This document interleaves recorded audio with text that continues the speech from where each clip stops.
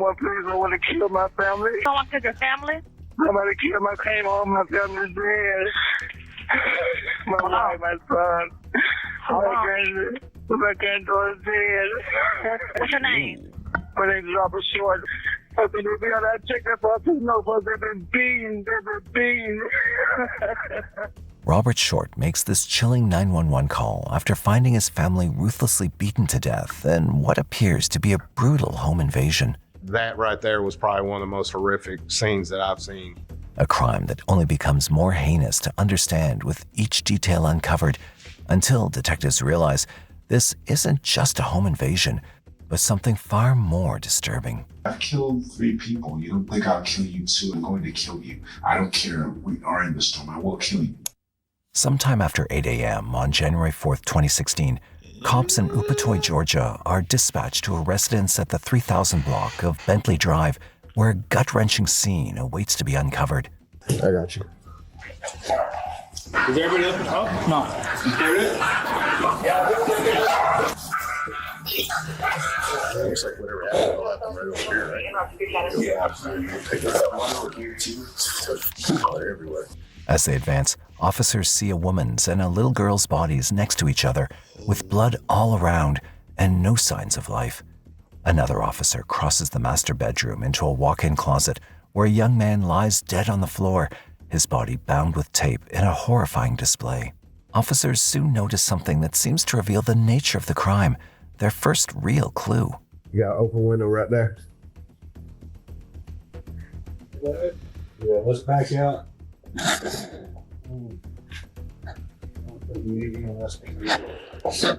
Everything's set.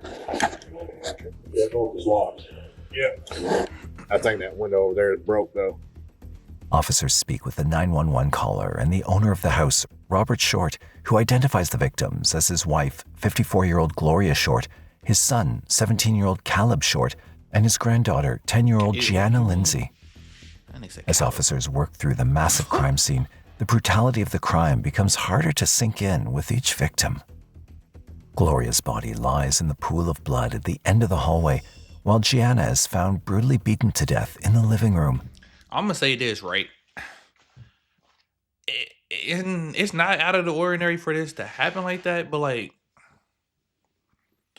for them to be beaten to death in a home invasion, I'm like, usually, I'm not saying that it can't happen, but if I'm robbing a house and I'm doing a home invasion, I'm not about to sit there and take my time to beat 4 or 5 people to death. Like, like if y'all get what I'm saying, like that's too much critical time for, something, the police to rob. Maybe, I don't know. It just, like I said, that's just doing too much. Especially if I don't think this was a home invasion. I think this was an inside job, personal. Somebody y'all get what I'm saying. I think the caller did it. I'm putting that speculation out there already because that just seems nah. Gianna had what I can only describe as very brutal injuries to her. They were wrapped in blue painter's tape, You feel like who? duct tape. Next to Gianna was a 20-pound dumbbell, and it had blood on it. We surmised at that time that dumbbell had at least been used to beat Gianna. Robert and Gloria's teenage son, Caleb, lies bludgeoned to death in the walk-in closet. We noticed on his socks he had small pieces of grass, and we decided at that point that he had spent some time outside before he came inside. That led us to the backyard. In the backyard of the residence, officers find pieces of duct tape scattered around the house. Officers soon discover that not only did the invaders do the unthinkable to the family, but they'd also come with other intentions. Mr. Robert Short informed police that several articles of clothing, jewelry, assorted currency, $600 in cash, to include 2 vehicles, were also taken from the residence. With 2 cars taken from the residence, officers assume an even more challenging likelihood that they're not dealing with one, but multiple suspects. So far, officers... I might be wrong then. But that's just my thinking. I'm not doing all that, bro. If I'm doing a home invasion, I'm not about to beat you. Like, beating you, yeah, if I had a gun, it's easier to shoot you. I'm not about to sit there and beat you to death with a dumbbell. Like, that's just my thinking, but maybe I'm wrong. This might be the case. See no leads pointing towards the killer. At the station, a visibly distraught Robert is brought in for questioning to estimate the time of the attack and gain insight into the family. You okay to talk to me now? At first, I thought my wife had went to a hair appointment, but then I saw my other car. It's in the driveway. It's gone. What car is that? 2004 GMC Envoy. What color is it? It's green. The sheer brutality of the attackers is reflected in the autopsy reports, which state that all 3 victims suffered blunt force trauma, and Gloria and Gianna were even stabbed multiple times. The fact that the house was invaded during Robert's working hours raises suspicion that the killers knew the family at some level. As Robert had no idea about any ill-wishers, detectives look into the victims' lives. Right. Grandmama, she didn't bring this to this house. The 10-year-old, I don't see the 10-year-old running with too many gangsters, which left one true viable option for us. Teenage son was the 17-year-old. To dig deeper into Caleb's life and his family, detectives meet with a relative and a close friend of his, 16-year-old Javarcier Tapley, with whom Caleb has frequently communicated. First of all, I want to thank you, for, coming down, cooperating with us and, willing to help us with what's been going on. We just want to try to, meet with some of the family members, just want to see what information that they have or anything that they knew. Because we're just trying to find out, what caused this. Yes, sir. Yes, sir. And tell me about Caleb. Who is he to you, first of all? My cousin. What type of kid was Caleb? Caleb, now his mouth can be a little, but Caleb was the sweetest kid you'll ever meet, sir. The sweetest kid. Okay, he was real sweet. He'll never harm anybody else. Of course, everybody talk a little smack every now and then. I do it myself. I'm pretty sure you do it from time to time, but other than that, Caleb didn't have no problems with anybody, not that I know of. Didn't have any problems? And he never came to me about anything because, how I felt about him as basically I was his only kind of brother figure in his life. Javarcier tells detectives that he hasn't met with Caleb since last summer. Detectives are interested in digging into Caleb's friend circle. They press Javarcier about what he knows about them. Like I was telling him, I didn't know too much about Caleb's social life. All I knew is when I come out there, it would just be me, him, and his friends. Right.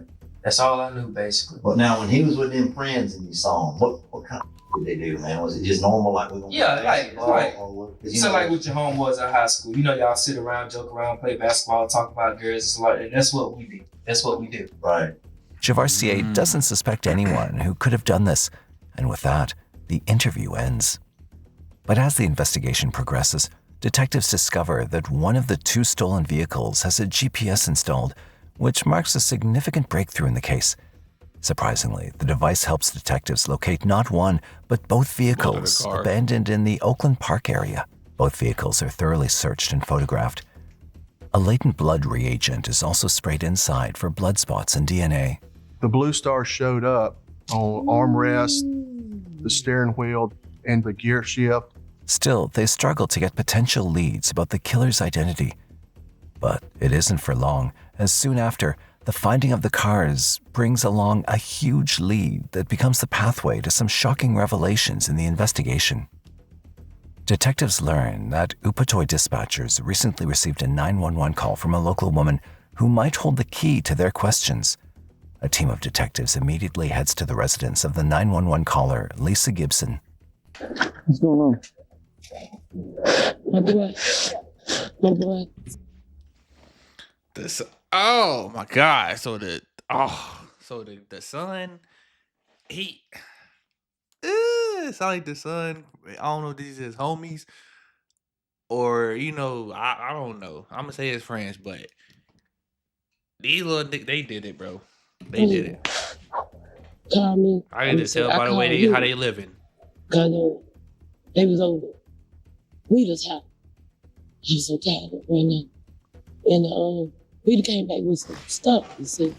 They had broken somebody's house. And then come back, Raheem sitting in the car the whole while. So he said that he was with a friend. What's the friend's name?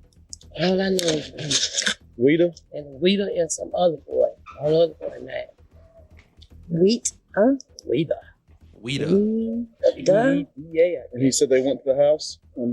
I don't know what house. They came in with some stuff. Where's the stuff? That boy came back driving the car. My child did. Okay. Whatever they find in Oakland Park. Okay. Right. She's saying that her son has something to do with the cars that were located in Oakland Park in the 7100.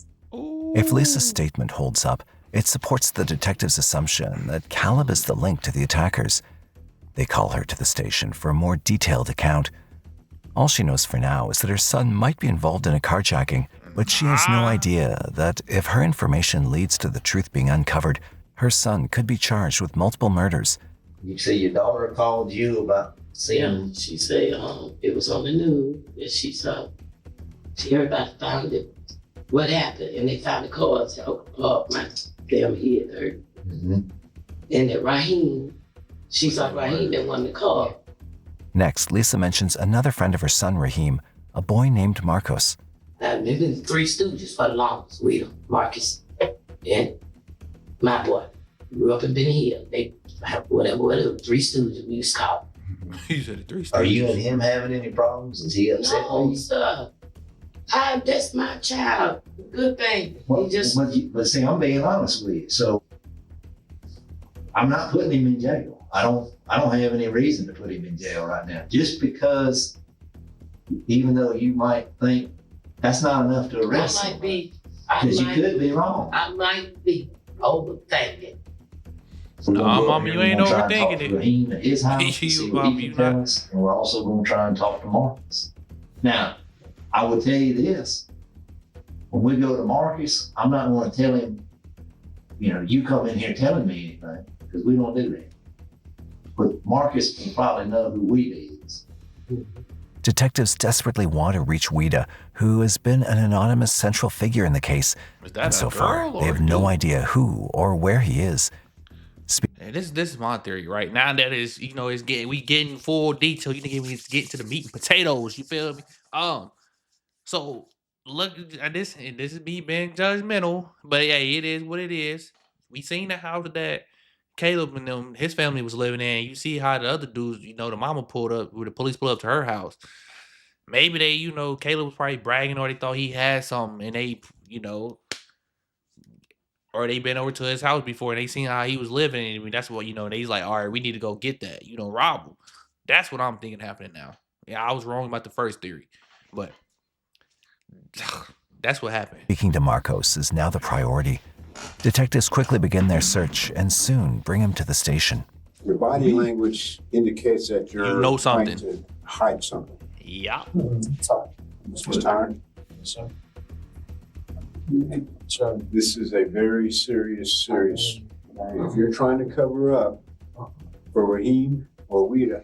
Marcos appears nervous and says he wants to cooperate. I know he's He gonna then tell. says that Raheem and their third friend, Weeda, both planned out a burglary and told him how profitable this particular act would be if he participated. But then he reveals something the detectives hadn't expected. What did their text message say? Just, hey, I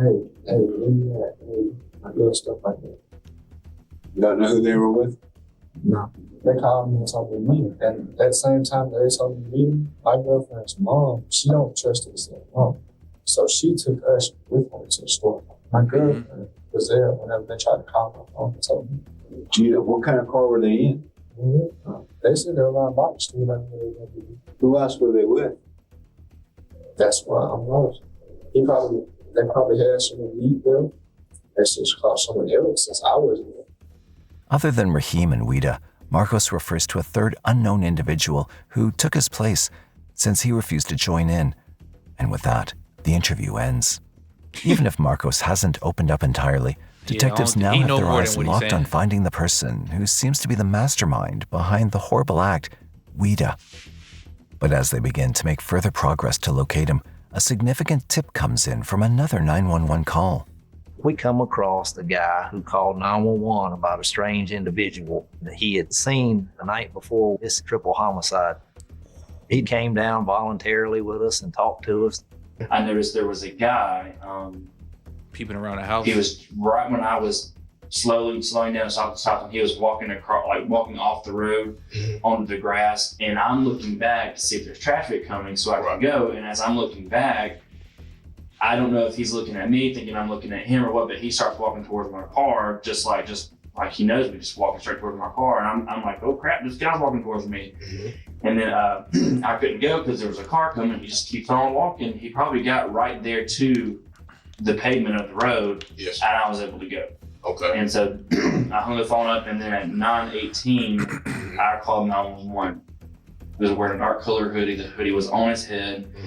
He didn't have like dreads or nothing, but I want to say he had like maybe like taller hair, maybe shorter hair like yours. He could have been, but it was shorter hair, maybe it wasn't long hair, shorter type hair. And I would say he's a light-skinned guy. When you say light-skinned guy, is he black, white, what? He's a black guy, black male. How old did he look to you? He could have been younger, but I would say between 20 and 30. If you give me a moment, I'll be right back with you shortly. Okay. He was casing. As the man- he was casing the place. He was looking, bro. That's what happened. I'm already know what happened now. It makes so much more sense now. Claims to have had a fair look at this person. Detectives show him a photo lineup of Raheem and his other known friends. It proves to be worth the shot when the man positively identifies the person he saw as 15-year-old Rufus Burks. Detectives are yet to locate Rufus, but they turn to Lisa Gibson's statement, where she reveals her son Raheem's location, something that will now become a pivotal lead in the case. Officers act quickly and bring Raheem to the station, and his interview is going to be an absolute roller coaster. So tell me what happened. I was at the house. So from the mailbox, describe walking up there. Basketball goes in the truck. And he told us to wait on the side of the house. Okay, when you're looking at the house, what side is the drive or the garage? This side. Who goes in the front door? Raheem mentions a new guy named Kez. While officers think this may be a fourth partner in the crime, they're unaware that Raheem's next revelation will drop a bombshell no one could have anticipated. What was he wearing? I think a black jacket. Okay. So how do you know? Does he know exactly what house, or maybe he got lost, or he knew exactly what house he was going to? He knows exactly what house. Okay, because you said he's been there before in the past. Okay, so you and Quez are together, or is it just you by yourself? It's me and Quez, and he went to go knock on the door. Okay. Now, can you see? Can you watch him knocking on the door? I heard him. Okay, and what did he say? He just says me, Rita, but that's his nickname. Oh, okay. Who's Rita? Javarsier. Javarsier is Rita. Okay. Caleb's cousin, Javarsier Tapley, is actually Wida, who's been in contact with officers.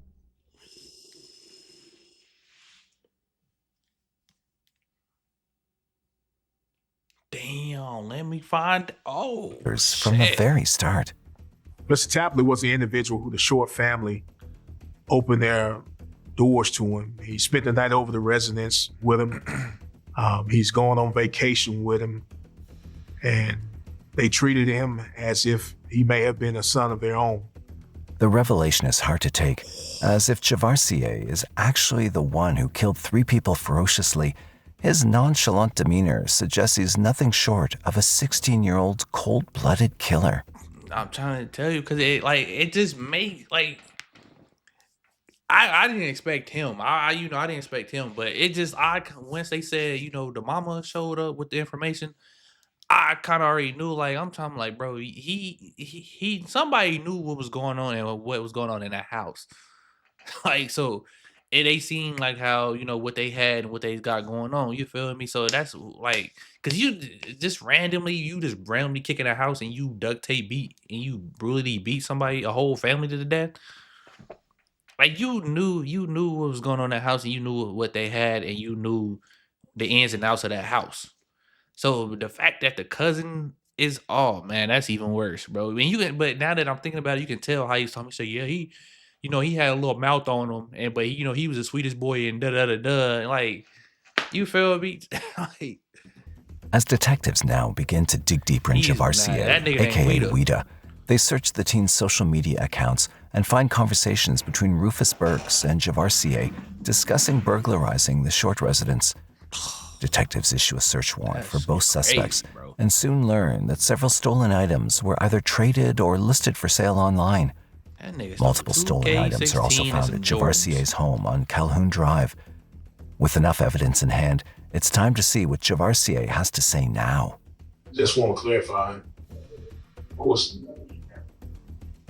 we won't be doing this just cause. Yeah, I understand. And that little nigga ain't it's shit. part of this process. So do your job. Now, been talking to you back and forth, this opportunity is here. So anything you want to tell us at this point. So right now I want to tell you something. As Ross said, got your DNA. Got your fingerprints, okay? Okay. So is there anything that you want to tell us? No. He not gonna say I just can't. I didn't do that. I promise you that. Because man, this was a terrible incident. Nobody deserved that. They really didn't. And nobody deserved that. So, you got a child, teenager, and a grandmother and a slash mother. Mm-hmm. Like I was saying, I don't even see myself even being in no situation like that. And why's that? Because I'm not that type of person, What type of person is that? When they say that, they are that type of person. I don't even see myself being in that type of, doing something like that. Why? Because I'm not that type of person. When they say that, they are the type of person. He did it, bro. That nigga ain't shit, bro. Watch who you have in your house. Cold-hearted person. Yeah. I don't see myself hurting anyone. Mm-hmm. You never gotten upset and want to hurt somebody? No, sir. Well, everybody got upset. Can't even lie about that. Yeah. The detectives see that Javarcier shows no remorse. His demeanor comes off disturbing as the interrogation progresses. But as the detectives know his truth, they take turns to break him and get a confession. I just get a vibe about you. And, if something just keep telling me that you... What's going on? Things not adding up here, man. I don't think you're being truthful with me. I'm being 100% truthful with you. I don't think you are. I don't think you are. I've been doing this, for some time now, speaking with people, and some things you telling me, it don't make any, it's not adding up. It's not jiving. Well, I'm telling you what I know, and from what I have done with Caleb, and that's far as being around him and stuff like that. Well, I think you know more than what you're telling me. I honestly don't. I do. And deep down inside, you may know why I feel that way. Not really. As far as you might as well go ahead and tell us. I told you. My grandma can vouch for me. Anything you want to get off your heart? No, sir. I'm sitting here looking you eye to eye as a man. Mm-hmm. As a man. I don't have nothing to hide. If you don't believe me or whatever, that's just how you feel. Mm-hmm. Okay. Eye to eye. Mm-hmm. There's nothing I know about this. Nothing. So a person like you want to do that? No, sir. Never, ever. Couldn't harm nobody. Person like you want to kill an innocent child? No, sir, I would not. Person like you want to kill a grandmother? No. A caring person like Miss Gloria? No. Person like you want to kill Caleb? No. Been straightforward with you since the first moment I walked in here. Javarcier is trying to act calm because since his last interview, he's deleted a whole lot of information from his cell phone. Still, he sits unaware that... Y'all gotta stop doing that, bro. Just because y'all delete shit don't mean they can't get it recovered, bro. Like, y'all not smarter than the internet. Like, stop. Stop it, bro. Like I said, he ain't shit, bro. That little nigga is not shit. And the fact that he just sitting there trying, I will not. well, I didn't do it. Like, come on, bro. And like I said, the sit that they had all that time to do that, sit there and beat them to death and duct tape them is crazy, bro. Like, I just don't understand why y'all be turning robberies into murder. Y'all could have went in there and did what y'all did and got up out of there, but y'all took y'all time to beat these people to death and rob them for $600 in 2 cars and some jewelry, bro. Y'all deserve to go to jail, bro. Y'all deserve to sit in that motherfucker for life. Charge them as adults. This won't change his inevitable fate. You know, I know you provided us with your phone last time. And, you know, the strange thing with that phone, man, we tried to download it. And, you know, a lot of times people think it's just share some knowledge, which a lot of times people think when they delete stuff, they think it's gone. Oh, I ain't worried about all that. Listen. I just want to let you know, just share some knowledge with you. A lot of times people think they delete stuff from phones and stuff and they think it's gone, but it's not gone. The minute you put stuff on there, text messages, phone calls, call logs, all that, etc., that stuff is not gone. It's not deleted. We have ways of pulling that stuff up. Yes, sir. Now, not smarter than technology, my boy. Okay. Yes, sir. So that's what you was doing, update your phone. That's what you're saying. Yeah, because I have enough space for all the other stuff, so I just did it again and then reset the whole thing. I just let it sit there and reset and do whatever I had to do. Okay. You didn't delete and off of it. So that's what you're saying. Yeah. Time. That's what you're rolling with? That's your story? At this point, is there anything you want to disclose to us that you didn't, or you haven't been disclosed to us at this point? No, sir. Chavarsier acts unfazed and denies his involvement. He's taken into custody and put into a local jail until further steps are taken. But days later, detectives get an unexpected lead that eliminates all the visible odds. A letter from one of Chavarsier's inmates, and what it reveals prompts them to immediately bring him in for an interview. Honestly. Oh my God, he was in there telling them what happened. I already know that's what... He was in there telling them what happened. He told them the whole story, bro. And then fill out a request, a letter that you wanted to speak with police about, some information that you had pertaining to some certain individuals involved in some homicide cases. Is that correct? Mr. Yupatol, he keeps staring at me like that. He's like, oh, you're trying to throw shade? And he's like, I've killed 3 people. You don't think I'll kill you too? If you ever call me Yupatol again, I'm going to kill you. I don't care. We are in the storm. I will kill you. He's like, I'm never getting out anyway. When he came in the morning, we should read the paper and talk with me about his case. Just, say things like, I wish I could do it again. I'd kill him again. He said they were going to kill the 3rd person. They'll look out and they were going to kill him, but there wasn't enough time.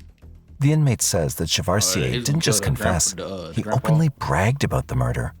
But stupid. It doesn't stop there, as 2 more individuals... Slow. Just slow, bro. Yeah. And y'all don't understand, bro, that these inmates, bro, they will go in there and tell on, they already in jail. They will go in there and tell on y'all to get, I don't know if he gonna do this for exchange for a lesser time, but they will go in there and tell on y'all to get their time reduced to whatever's going on. But y'all get in there and think y'all gangsters, oh, I killed 3 people and I did this and well, I was gonna do that to him, but he wasn't there. Like, come on, bro. How slow can you be? Like, how slow can you be, bro? Come forward with crucial information. He came in the room after 5 or 6 tries and just sits right there. He's like, I'm not going anywhere, just give me that paper. Mm-hmm. He's like, I will kill you for that paper. Mm-hmm. I'm like, you know what? Okay, just I woke up in my sleep because I thought he was going to try to kill me in my sleep or something like he said. So I read the paper and I was like, who's Wida? He's like, that's me. Mm-hmm. I said, why do they call you Wida? He's like, it doesn't matter. I was like, just let me read the article real quick, scanned through it. I was like, wow, this article says some heavy stuff about you. It says they found blood in your shower. He's like, that's true. Mm-hmm. And they said they found clothes in your backyard. He's like, yeah, they found clothes and they found jewelry in your house. I was like, why would you keep the jewelry? That's what he said was a trophy. Stupid. Of this kill like a hunter. Detectives now theorize that the motive of the burglary and the murders was nothing but jealousy that Chavarsier had for Caleb's life. Told you. I told you. I did not pre-watch this video. I just know how niggas operate. I just know how people operate. He was jealous. He was going on vacation with him. I'm trying to tell you, when they pulled up to his mama house, or his whoever the hell that loved the little boy mama house, and I seen how they was living, and I seen the house that they was living in. I put 2 and 2 together. Now, was I wrong about the first theory about the pops doing it? Yeah, but I knew it was somebody that knew them that did that. And his family's wealth. They're also able to establish how the incident took place on the morning of January 4th. It appeared that Mr. Tapley contacted Caleb, asked Caleb to either come outside, speak with them, where he was ambushed and assaulted, dragged, or carried from the front yard to the rear of the residence. And the suspect was able to gain entry into the residence, through the window, commit this heinous act. It appeared that they took the time to bound all 3 victims, assault them, and very horrendous manner by striking them multiple times with a 20-pound dumbbell, causing extensive blunt force trauma to all of the victims. As the evidence weighs on Javarcier, it doesn't take long for him to break. He pleads guilty to 3 counts of murder and is sentenced to life in prison without the possibility of parole. You feel me? Raheem Gibson also pleads guilty and receives a total of 30 years for kidnapping and motor theft at the Baldwin State Prison in Hardwick, Georgia. They should have charged him with murder. The third partner, Rufus Burks, decides to stand trial but is found guilty of murder, theft, kidnapping, and burglary, and receives 2 consecutive life sentences plus 15 years with the possibility of parole. He is imprisoned at Wilcox State Prison in Abbeville, Georgia. Just slow, bro. Slow, bro. Yeah, they got everything they deserve, bro. Just slow. Y'all like and comment, let me know y'all thoughts on the video, man. I'll catch y'all on the next one, man. If y'all new here, man, hit that sub button, man. We going, man.